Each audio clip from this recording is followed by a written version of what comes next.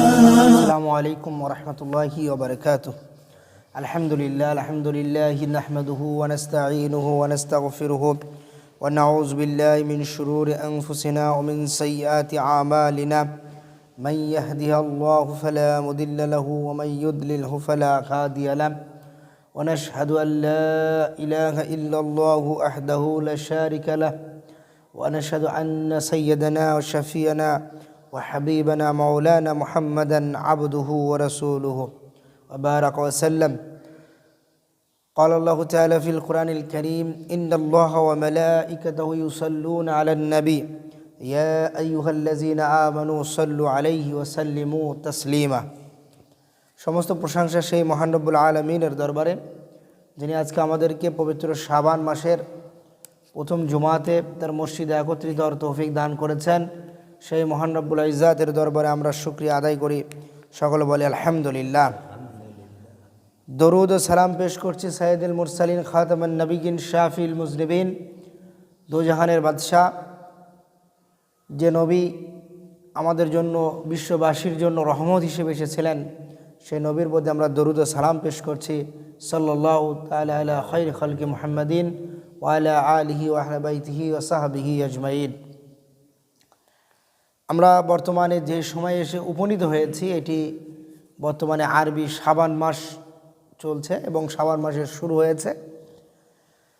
ইসলামের হিজরি যে মাসগুলো, এই মাসগুলোর মধ্যে শাবান মাস, রজব মাস, রমজান মাস, এই মাস, তারপর রবিউল আউয়াল মাস, এরকম কিছু 12 মাসের মধ্যে আমরা প্রায় এরকম 7-8টি মাস, যেগুলোতে অত্যন্ত গুরুত্বপূর্ণ কিছু ঘটনা, এমন কিছু আমল বা এমন কিছু দিবস আমাদের জন্য আল্লাহ রাব্বুল আলামিন রেখেছেন, যেগুলো আমাদের জন্য অত্যন্ত গুরুত্বপূর্ণ এবং আমাদের মুসলমানদের জীবনে এটা খুবই ভালো একটি প্রভাব বিস্তার করে। এবং এখানে এমন কিছু আমল আল্লাহ রেখেছেন, যার অল্প আমলের বিনিময়ে আমরা আল্লাহর কাছ থেকে অধিক সওয়াব লাভ করতে পারি। তেমনি এটি মাস হচ্ছে শাবান মাস। রমজান মাসের পূর্ববর্তী মাস হওয়ার কারণে শাবান মাসের গুরুত্ব আরও বেশি। যেমন রাসূলুল্লাহ সাল্লাল্লাহু আলাইহি ওয়াসাল্লাম থেকে একটি হাদিস বর্ণিত হয়েছে যে ক্বালান নবী সাল্লাল্লাহু আলাইহি ওয়াসাল্লাম রজব শাহরুল্লাহ ওয়া শাবান শাহরি ওয়া রমাদান শাহরু উম্মতি, যে রজব মাস, এই মাসটা আল্লাহ রাব্বুল আলামিনের মাস, ও শাবান শাহরি, এবং শাবান মাসটা আমার মাস, ও রমাদান শাহরুল উম্মতি, এবং রমজান মাসটা আমার উম্মতের মাস।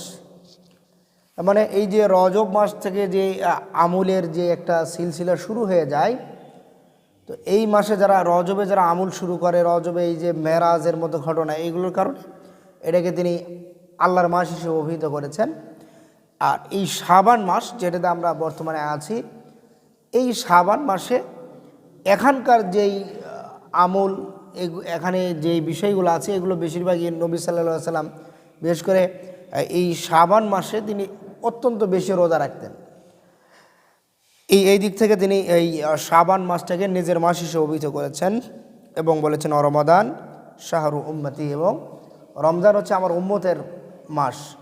যেহেতু রমজান মাসে সকল বান্দারা পুরো 1 মাস রোজা রাখে, এবং যার ফলে এটা কি একটা বান্দার সাথে আল্লাহর একটা সম্পর্ক তৈরি হয়ে যায়।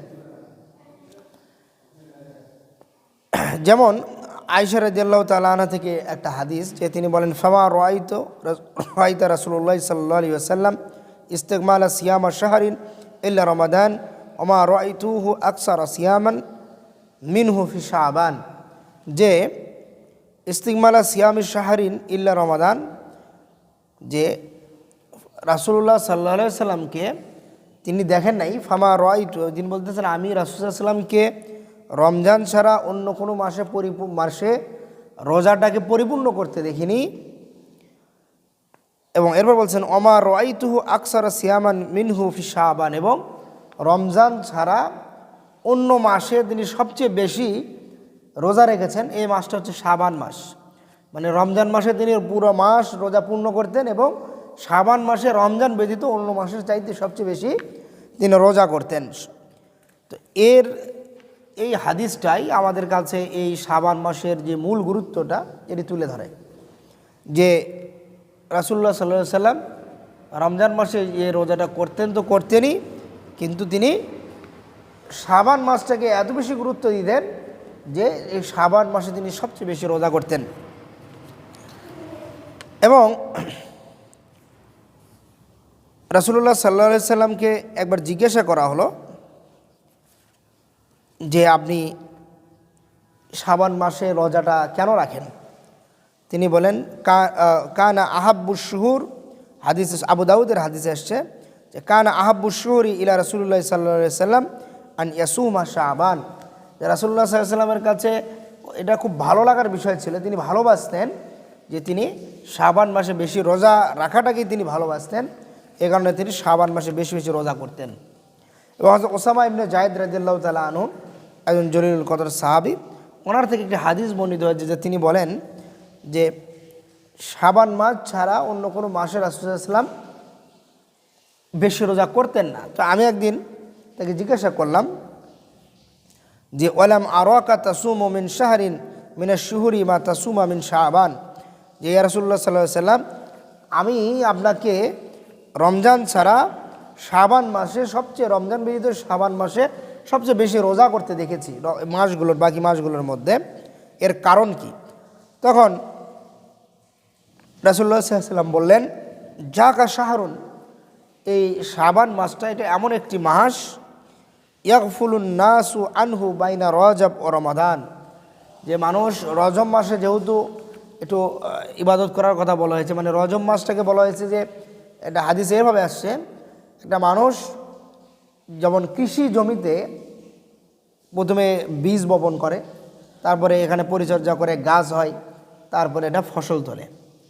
তো এখানে এই হাদিসের রাসূল বলতেছেন যে রজব মাসে তখন বান্দা তার এই যে আমুলের যেই বীজটা এটা বপন করে, শাবান মাসে সেটা পরিচর্যা করে এটাতে ফসল ধরে, আর রমজান মাসে সেই ফসলটাকে ঘরে তোলে। তো এই জন্য রাসূল বলছেন যে জাকা শাহরুন ইয়াগফুলুন নাসু আনহু বাইনা রজব ও রমাদান, যে রজব মাসে অনেক সময় চিন্তা করলাম রজবে করছে রমজানে করবোই, বা মানে একটা কৃষি জমি আমি তো গাছ লাগাইছি, গাছ বড় হবে, এখন ফসল তুললেই হবে। এই জন্য বলছে মানুষের সামনে গাফিলতি এসে যায়, অনেক সময় মানুষ শাবান মাসে এই নফল রোজাগুলো করতে চায় না, ইবাদতগুলো করতে চায় না গাফিলতির কারণে। এবং রাসূল অহুয়া শাহরুন, এবং এই মাসটা এমন একটা মাস তুরফাউ ফিহিল আমাল ইলা রব্বিল আলামিন, কিন্তু এই মাসটা এমন একটা মাস যেই মাসে আল্লাহ রাব্বুল আলামিনের কাছে বান্দার বাৎসরিক যেই আমলগুলো এটা পেশ করা হয়। এবং রাসূল বলতেছেন ফা উহিব্বু আন তারফা আমালি ওয়া আনা সাইমুন, ফা উহিব্বু, আর আমি এটা ভালোবাসি যে আন তারফা আমালি, আমার আমলটাকে আল্লাহর কাছে পেশ করা হবে, ওয়া আনা সাইমুন, এবং এখানে লেখা থাকবে কি আমি রোজাদার অবস্থায় ছিলাম। মানে এইটা একটা বান্দার জন্য সবচাইতে একটা মর্যাদার, আল্লাহর কাছে সবচেয়ে ভালো লাগার বিষয় যে কি তার বান্দা তার জন্য রোজা রাখছে। কারণ আমরা জানি রোজার বিষয়টাই কিন্তু বান্দা এবং আল্লাহর সাথে সম্পর্কিত, আল্লাহ এবং বান্দার সাথে সম্পর্কিত, এখানে কিন্তু দুনিয়ার আর কোনো কারোর কিন্তু সম্পৃক্ততা নাই, কোনো কিছুই নাই। এই জন্য আল্লাহও খুশি হন, তার বান্দা যখন তার জন্য রোজা রাখে, এটা আল্লাহও খুশি হন যে কি আমার বান্দা আমার জন্য রোজা রেখেছে, এটা আল্লাহ রাব্বুল আলামিনও অত্যন্ত খুশি হন তিনি। এই জন্য রাসূল সাল্লাল্লাহু আলাইহি ওয়াসাল্লাম তখন ওসামা ইবনে যায়েদের যেই প্রতি উত্তরে তখন তিনি এই জবাব দিলেন। তার মানে দেখেন এই হাদিসটাকেও যদি আমরা ধরি, তাহলে এই যে শাবানে যে নফল আমলগুলো করা, শুধু আপনি রোজা নয়, আপনি দান খয়রাত করা, মানুষের উপকার করা, মানুষের সাথে ভালো ব্যবহার করা, এগুলোও কিন্তু কি একটা সাদাকার মধ্যে গণ্য হয়ে যায়। যেমন এবং আনাস ইবনে মালিক রাদিয়াল্লাহু তাআলা আনহু, যিনি রাসূল সাল্লাল্লাহু আলাইহি ওয়াসাল্লামের খাদেম ছিলেন প্রায় 10 বছর, ওনার থেকে একটা হাদিস বর্ণিত হয়েছে, এরকম তিনি বলেন যে একবার রাসূল সাল্লাল্লাহু আলাইহি ওয়াসাল্লামকে জিজ্ঞাসা করা হলো যে কোন রোজার ফজিলত, রমজান মাসের কোন রোজার ফজিলত অত্যন্ত বেশি। তখন তিনি বললেন যে রমজান মাসের সম্মানার্থে শাবান মাসে যে রোজাটা করা হয় এইটার ফজিলত আল্লাহ, এটার মর্যাদা এবং ফজিলত আল্লাহর কাছে অত্যন্ত বেশি। তখন তাকে আবার জিজ্ঞেস করলো যে কোন দানের ফজিলতটা বেশি? তখন রাসূল সাল্লাল্লাহু আলাইহি ওয়াসাল্লাম বললেন যে রমজান মাসে যে দানটা করা হয় এটার ফজিলত আল্লাহর কাছে অত্যন্ত বেশি। এবং এই যে শাবান মাস, এই শাবান মাসে কিন্তু আমাদের জন্য আরও গুরুত্বপূর্ণ একটি দিন আছে, সেটি হচ্ছে মধ্য শাবানের রাত, যেটাকে হাদিসে বলা হয়েছে লাইলাতুন নিসফু মিন শাবান। আমরা ফার্সি ভাষা থেকে আমরা এটা বলি হলো শবে বরাত, অর্থাৎ এটার এই দিনের এবং এই রাতের যে মাহাত্ম্য, এটার মর্যাদা এই দিক থেকে গণ্য করে এটার আমরা নামকরণ করেছি কি যে শবে বরাত। অর্থাৎ যে যেহেতু এখানে এই যে এর আগে যে হাদিসটা আমি বললাম যে আল্লাহ কি রাসূল যে এই মাসে বান্দার আমল আল্লাহর কাছে পুরো এক মাসের যে আমলটা যখন নিয়ে যাওয়া হয়, তো এইটা এই মধ্য শাবানের রাতে যেটা হাদিসে পাওয়া যায় এখানে নিয়ে যাওয়া হয়। তখন একটা হাদিস রাসূলুল্লাহ সাল্লাল্লাহু আলাইহি ওয়াসাল্লাম থেকে একটা হাদিস বর্ণিত হয়েছে এরকম, ইয়াত্তালিউল্লাহু ইলা খালকিহি ফি লাইলাতিন নিসফি মিন শাবান। রাসূলুল্লাহ সাল্লাল্লাহু আলাইহি ওয়াসাল্লাম এই মধ্য শাবানের রাত্রে, রাসূল সাল্লাল্লাহু বর্ণিত যে মধ্য শাবানের রাত্রে আল্লাহ রাব্বুল আলামিন ইয়াত্তালিউল্লাহ ইলা খালকি, তিনি তার সমগ্র সৃষ্টি জীবের দিকে তিনি নজর দেন, রহমতের নজর, মাগফিরাতের নজর দিয়ে তিনি তাকান। ফায়াগফিরু, অতঃপর তিনি ফায়াগফিরু লিজামি খালকিহি, তার সকল সৃষ্টি জীবকে তিনি ক্ষমা করে দেন এই দিনের সম্মানার্থে, এই রাতের সম্মানার্থে। ইল্লা, তবে এখানে কিছু লোক আছে তারা ব্যতীত, কারা? ইল্লা লি মুশরিকিন, যারা মুশরিক, আও মুশাহেন, এবং যারা অপর মানুষের প্রতি, অপর কোনো ব্যক্তির প্রতি কি করে? বিদ্বেষ পোষণ করে, হিংসা পোষণ করে, হিংসা ক্ষোভের কারণে মানুষের ক্ষতি করে। আর একটা হচ্ছে মুশরিক। এখন কথা হলো শিরক বা এই যে মুশরিক যারা, এটা কি শুধুমাত্র যারা দেবদেবীর পূজা করে এদের দ্বারাই শিরক হচ্ছে? হ্যাঁ, এটা অবশ্যই হচ্ছে। আর একটা হচ্ছে মুসলমানের দ্বারাও কিন্তু অনেক সময় তার বিভিন্ন কাজের দ্বারা, তার বিভিন্ন কথার দ্বারা এটাও কিন্তু কি হয়? শিরক হয়ে যায়। এখন আমরা যদি মনে করি যে আমি আমার জমিতে ফসল ফলাচ্ছি বলেই কি আমি খাবার খেতে পারছি, বা আমি যদি ফসল না ফলাই তাহলে কি হবে না? আমি খাবার খেতে পারবো না। কিন্তু আল্লাহ বলতেছেন কি, আল্লাহ খায়রুর রাযিকিন, আল্লাহ উত্তম রেজেক দাতা। তাহলে এখানে আমি হয়তো আমরা একটা কথার কথা বলে ফেললাম, যা রে যদি এই জমির কাজ না করি তাহলে খাবো কি? কথাটা সাধারণ দৃষ্টিকোণ থেকে কিন্তু অতটা কি মনে হয় না, যে না এ তো সে একটা কথার কথা। কিন্তু যদি আপনি এই কথাটা কি ধরেন, তাহলে কিন্তু এখানে একটা শিরকের উপাদান কিন্তু চলে আসে। যে তার মানে আপনি কি আল্লাহকে আপনার রেজেক দাতা মনে করছেন না? ধরেন কোনো কারণে 1 বছর আপনার জমিতে কোনো কারণে ফসল হলো না, তার মানে কি আপনার রেজেক কি বন্ধ থাকবে? আপনার রেজেক তো বন্ধ থাকবে না। যদি তাই হয়তো, তাহলে এই যে আরবের এই মরুভূমি অঞ্চলে এখানে তো ঠিকমতো চাষাবাদী হয় না। অথচ দেখেন, আর এই যে নবী ইব্রাহিম আলাইহিস সালাম দোয়া করলেন, আল্লাহ মক্কা এবং মদিনায় কিন্তু মক্কায় সব ফসলের খাবারের কিন্তু কোনো অভাব নাই। তার মানে ওখানে কোনো যেই ফসল ওখানে ফলেই না, ওই ফলও কি ওখানে পাওয়া যাচ্ছে। এখানে এই দিক দিয়েও কিন্তু বলা যায় কি রিজিকের বিষয়টা কার সাথে? আল্লাহর সাথে। আবার অনেক সময় আমরা বিশেষ করে রাষ্ট্রীয় ক্ষেত্রে, সামাজিক ক্ষেত্রে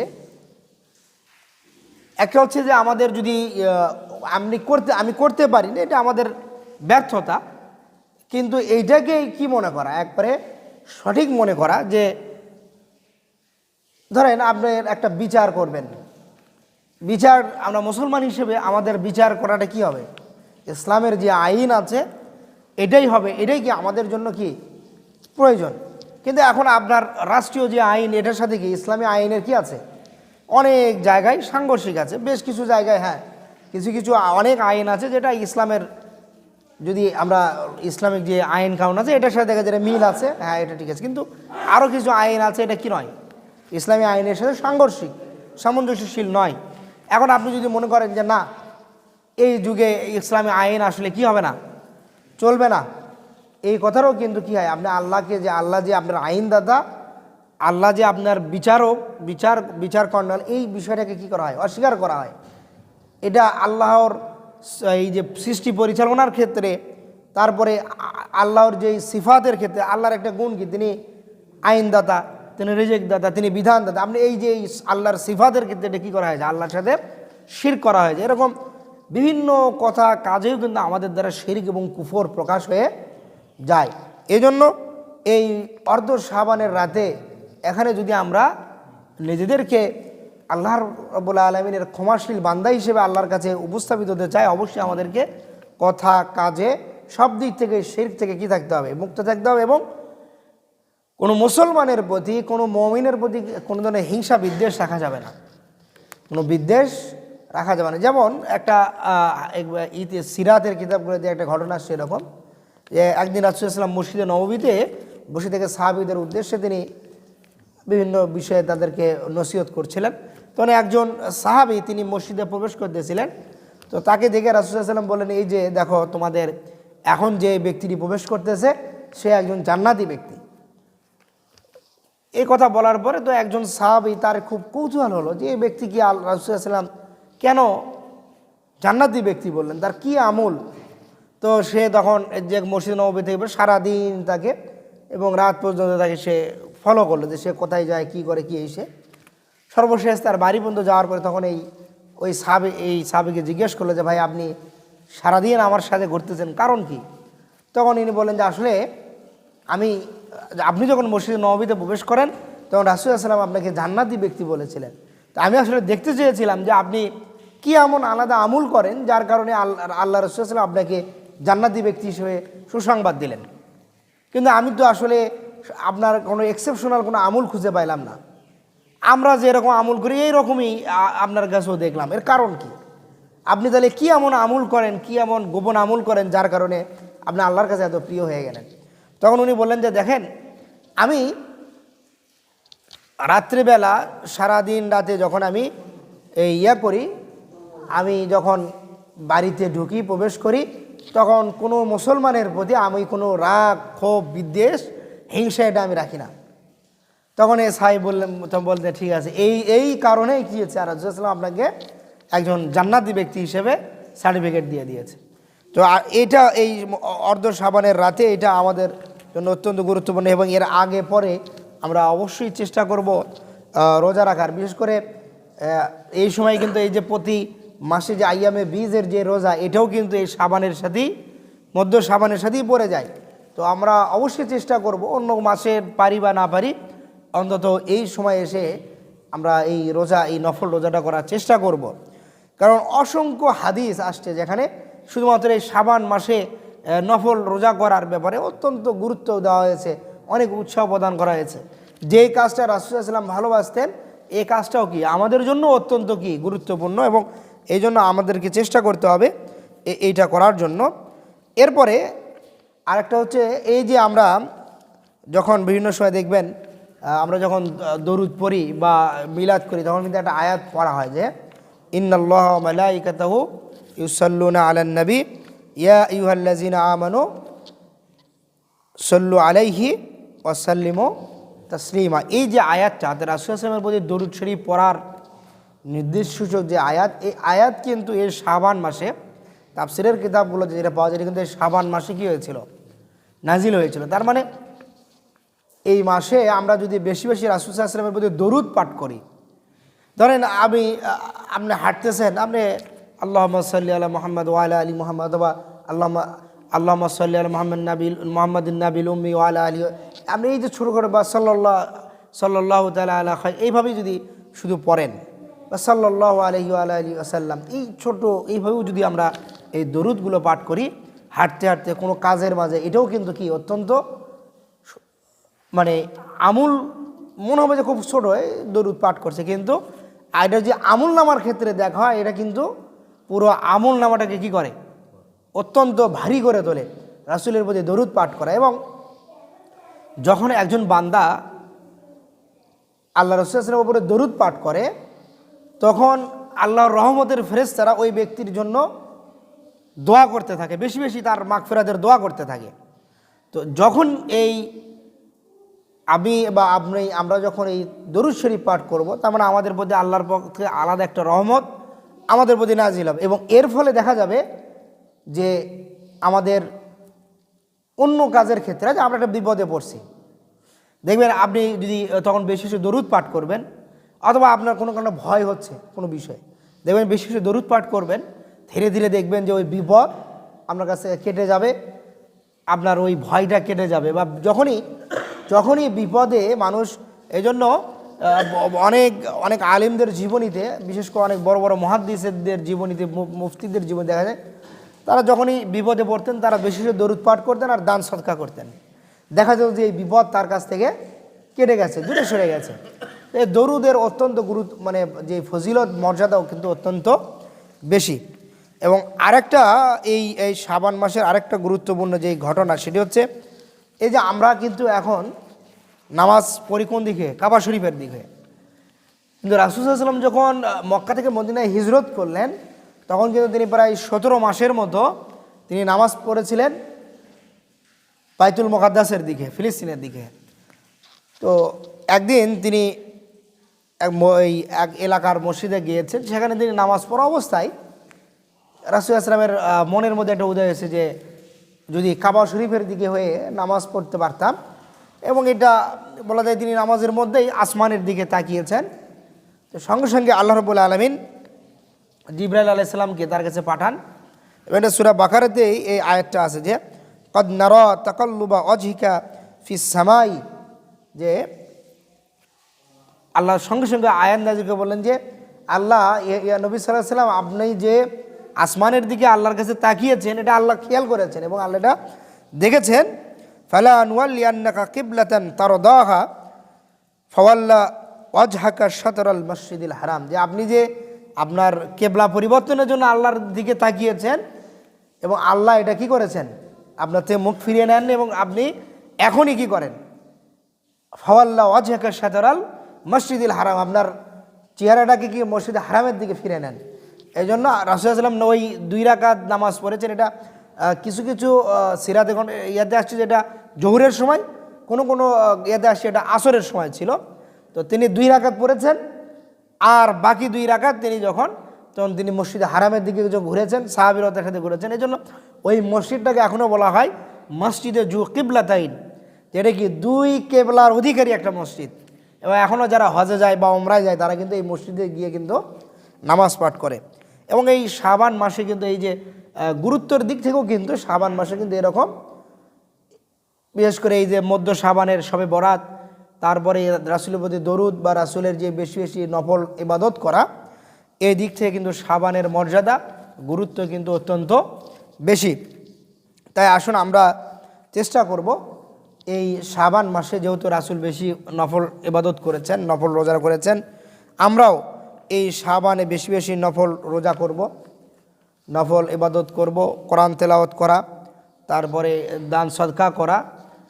এই মাস থেকে আমরা শুরু করব, যাতে করে এটা হয় আমাদের রমজানে গিয়ে আমরা আমলে আরও উৎসাহ পাই। এবং আরেকটা হচ্ছে এই রাসূল সাল্লাল্লাহু আলাইহি ওয়াসাল্লামের আরেকটা বড় আমল ছিল, তিনি শাবান মাসে দিন গণনা করতেন, অর্থাৎ রমজান আর কতদিন পরে আসবে এই দিনটা তিনি গণনা করতেন। এবং যখন চাঁদ উঠত, এই শাবানের শেষে রমজানের চাঁদ, এটা তিনি নিজ চোখে দেখতেন, তিনি দোয়া পাঠ করতেন। এইটা রাসূল সাল্লাল্লাহু আলাইহি ওয়াসাল্লামের একটা আমল ছিল। আমরাও চেষ্টা করব শাবানের দিন গণনা করা, যখন 29 হবে, 29-এর পরে আসমানের দিকে নতুন চাঁদের তালাশ করা। এবং আরেকটা হচ্ছে এই নিজের রাসূল সাল্লাল্লাহু আলাইহি ওয়াসাল্লাম নিজের শরীর এবং স্বাস্থ্যের বিষয়ে খুবই নজর দিতেন এই মাসে এসে। কারণটা হচ্ছে, যেহেতু পরের মাসে গিয়ে কি রমজান মাস, পুরো মাস রোজা রাখতে হবে, রাত্রি জেগে আমল করতে হবে, নফল ইবাদত করতে হবে, এই দিকে খেয়াল রেখে রাসূল সাল্লাল্লাহু আলাইহি ওয়াসাল্লাম নিজের স্বাস্থ্যের প্রতি খেয়াল নিতেন। তবে আমাদের ক্ষেত্রে আমাদেরকে এটা করতে হবে। আরেকটা হলো, আবার এত বেশি আমল করা যাবে না যার ফলে দেখা গেলো যে শরীর অসুস্থ হয়ে গেল, আমি আর রমজানে যেয়ে কি আমল করতে পারলাম না। এই জন্য এটার চেক অ্যান্ড ব্যালেন্স রাখতে হবে যে আপনি একটু যাতে শরীরটাও ঠিক থাকে আবার এখানে নফল ইবাদতটাও করা যায়, এবং বেশি বেশি দোয়া পাঠ করা এই মাসগুলোতে। এবং বিশেষ করে রাসূলুল্লাহ সাল্লাল্লাহু আলাইহি ওয়াসাল্লাম একটি দোয়া পাঠ করতেন যে আল্লাহুম্মা বারিক লানা ফি রজব ওয়া শাবান ওয়া বাল্লিগনা রমাদান, যে আল্লাহ আপনি আমাদের রজব এবং শাবানে বরকত দেন আর আমাদেরকে রমজান পর্যন্ত আপনি পৌঁছায় দেন। তো আসুন আল্লাহ রাব্বুল আলামিন যেন আমাদেরকে এই শাবান মাসে বেশি বেশি নফল ইবাদত করার তৌফিক দান করেন, এবং আমরা যেন আমাদেরকে রমজান পর্যন্ত আমাদের হায়াত বৃদ্ধি করে দেন, এবং আমরা রমজানের যেই কাঙ্ক্ষিত আমাদের যেই ইবাদতগুলো এগুলো যাতে আমরা করতে পারি। আল্লাহ রাব্বুল আলামিন যেন আমাদেরকে সেই তৌফিক দান করেন। আমিন। আসসালামু আলাইকুম ওয়া রাহমাতুল্লাহি ওয়া বারাকাতুহু।